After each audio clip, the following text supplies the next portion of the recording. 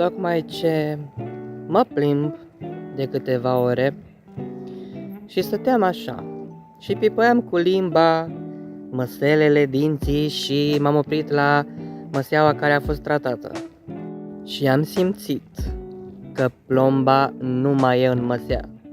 Inițial, după ce m-am pipăit, mi-am zis, bă, poate nu simt eu bine.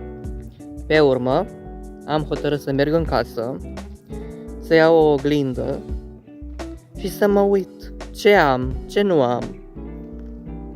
Și este exact cum am spus. Plomba nu mai e. Asta înseamnă că iar o să merg la dentist. Nu știu de când nu mai am plomba asta, pentru că tocmai în această seară mi-am pipăit toți semenii din gură. Puțin îmi este frică de fraza va trebui să o scoatem. Nu mai putem face nimic cu ea. Tot ce sper e să-mi spună o să punem altă plombă. E tot ce-mi doresc.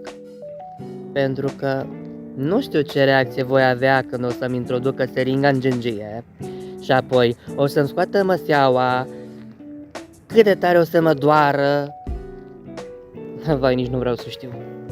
Dar hai să ne gândim că totul va fi bine, o să fac aceleași proceduri pe care le-am făcut și data trecută și gata, am terminat și cu această ședință. Sper. Dacă și tu simți așa, hai să spargem tot. Dacă și tu gândești așa, hai să fim noi acel antidot. Dacă vrei și tu așa, dacă și tu ai vrea, să uităm puțin de tot, cuvântul nu